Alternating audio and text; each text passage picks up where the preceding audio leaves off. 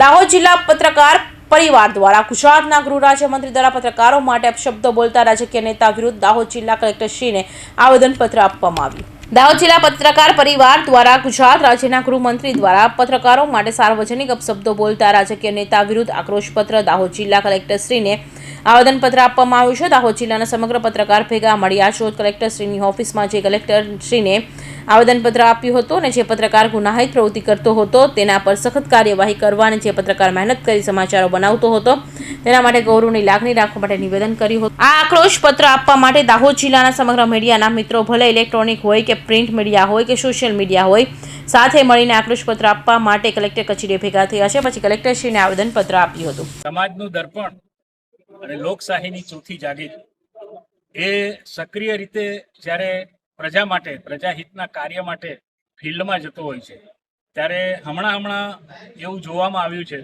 કે સત્તાધારી પક્ષના નેતાઓ વિપક્ષના નેતાઓ અથવા સમાજનો કોઈ પણ લોકો પત્રકારો ઉપર કટુરાઘાત કરે છે, પત્રકારોની ગરિમાને લાંછન પહોંચે તેવા વાક્યનો પ્રયોગ કરે છે। કદાચ કોઈ પત્રકારે વ્યક્તિગત ધોરણે કંઈ ખોટું કર્યું હોય તો એનો અમારે છાવરવા માટે સહેજ પણ ઈરાદો નથી, પરંતુ કોઈ એકના ભૂલની સજામાં સમગ્ર પત્રકાર જગતને જે રીતે ભાંડવામાં આવે છે તેને અમે સખત શબ્દોમાં વખોડી કાઢીએ છીએ અને આવા તત્વોને શોધી અને જે પત્રકાર આલમને બદનામ કરે છે તેની સામે કાર્યવાહી કરવા માટે અમારી માંગણી છે।